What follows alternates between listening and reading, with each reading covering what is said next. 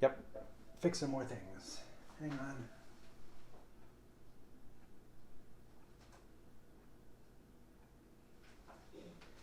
Alrighty. Hello there. My name is Anthony Barocas. Let's do this. Hello there. My name is Anthony Barocas with IEBA Communications, and today I want to talk to you a little bit about mounting gear to poles and such with this hardware that I have from 9.Solutions, so that once you mount it, it does not move.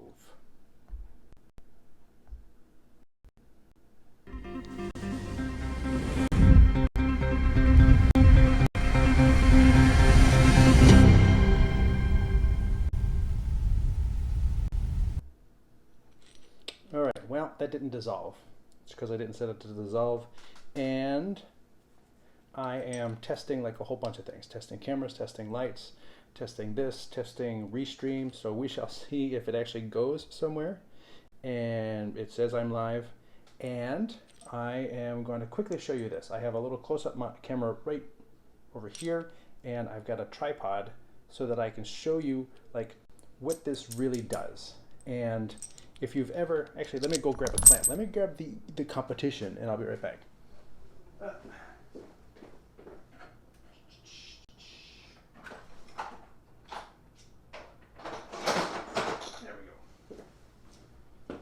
It's the magic of being in your shop where you do the demos. So you all have a magic arm. Everybody has a magic arm.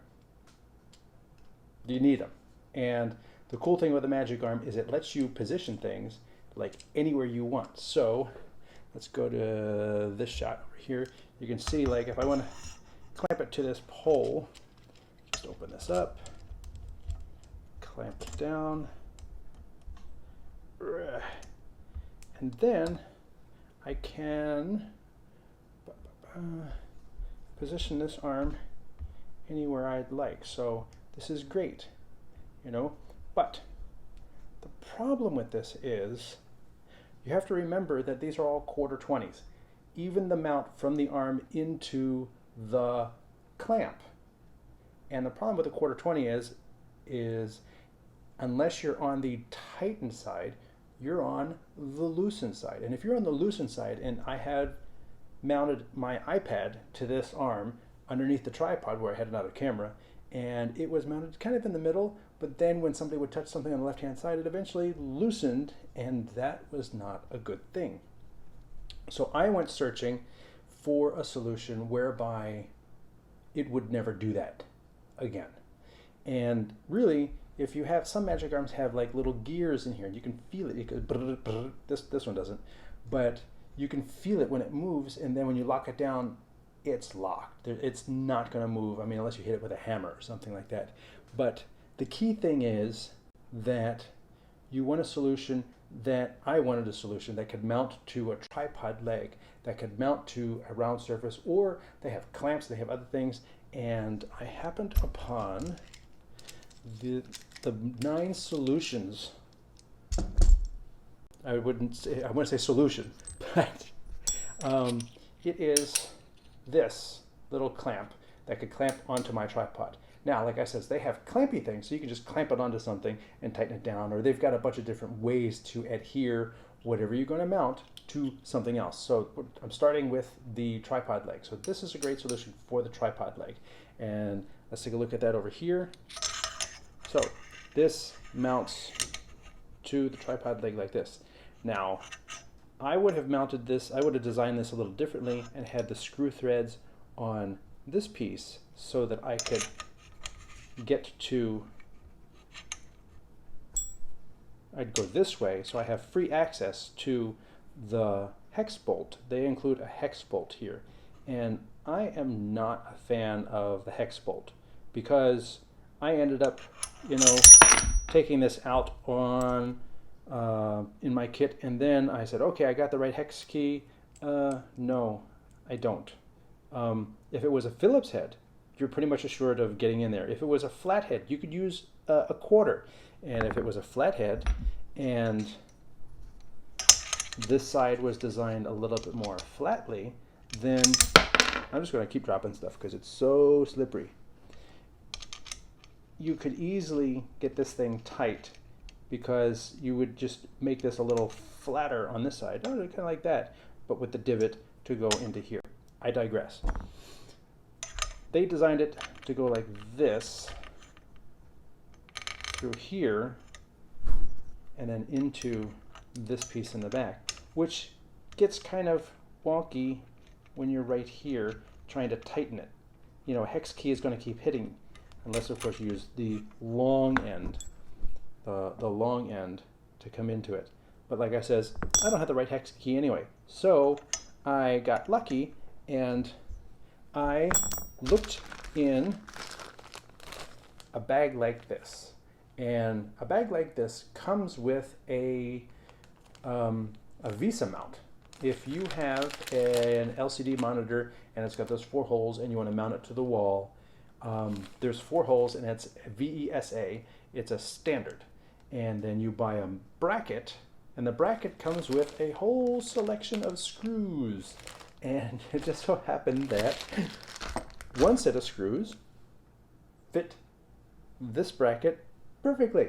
And they have this magical connector on the side called a Phillips head. Look at that. Which is much more universal than, oh, wrong one. Much more universal than, say, a hex. And my Swiss Army knife can get in there.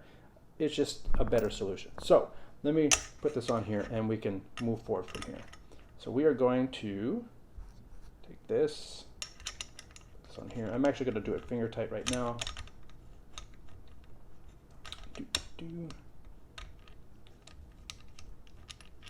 And I apologize for the bounciness.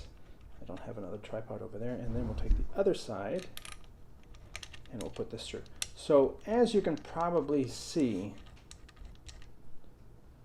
the challenge with this type of solution is not once you get past getting the right screws, the challenge is getting it in place, because it's obviously designed to be much more permanent. Let's just say handlebars on a bike, things like that. And what that is going to give you is a solution. See, and I'm actually going to reach for my Swiss Army knife right now to do this. So,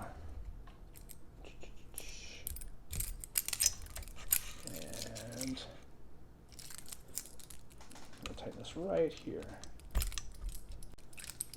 Now I'm not going to make this super duper tight because I really don't need to. Now, what you can see here is this is the key. These teeth are everything. Whereas if you have a quarter 20, where did that little bracket go? If you have this bracket, I don't know where I can hold them in comparison.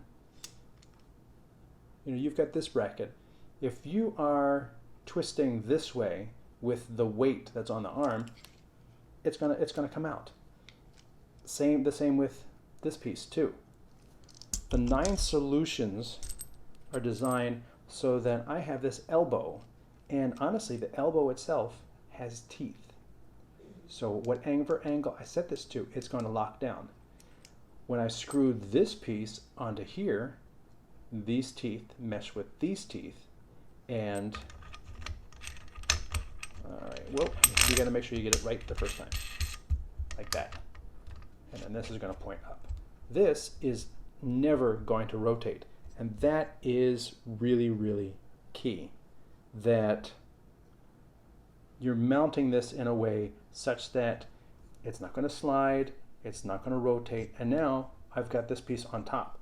For this example, I am going to use, I've got a 360 camera, and I actually did use this morning on handlebars of a bicycle, and I was like, man, I gotta like tell people about this, because this is cool.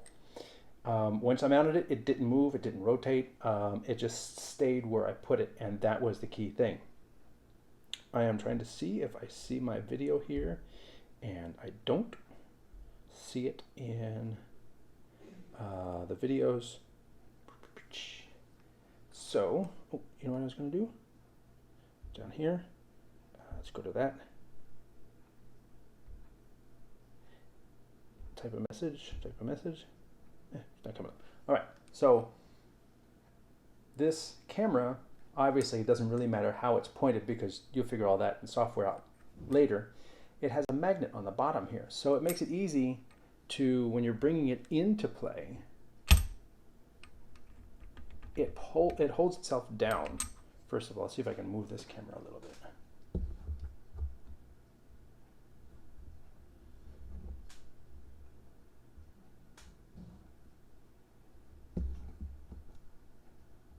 Kind of need this on an arm that does flex. So this mount right here, you can hear the teeth grinding along because, again, there are teeth here and there are teeth over here.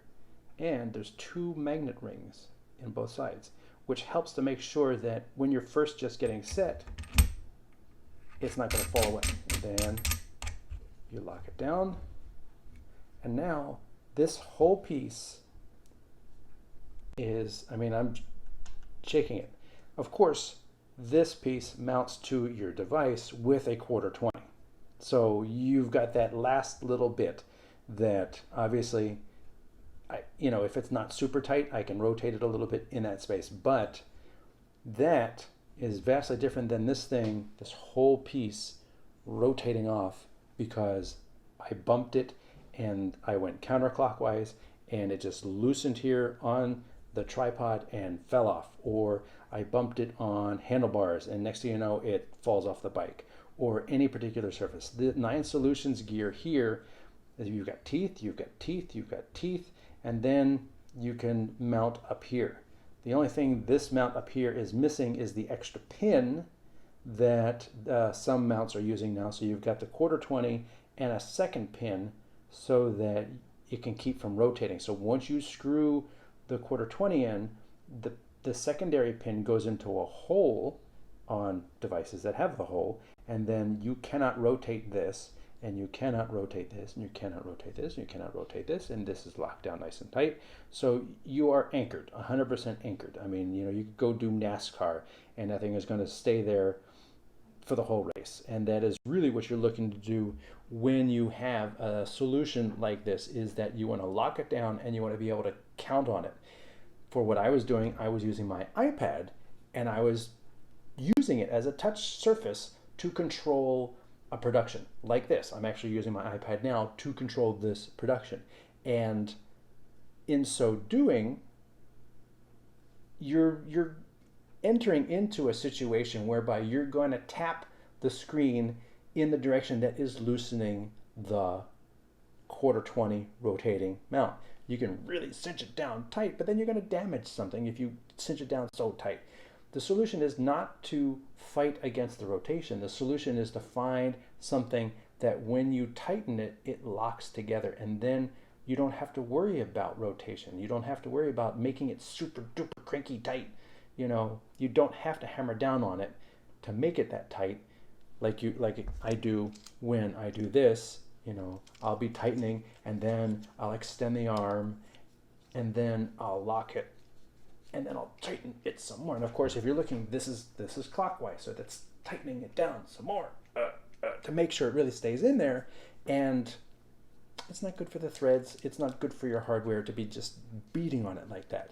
So the solution really is to use gear that is designed for the purpose that you're using it for. For, you know, holding an iPhone, this is fine.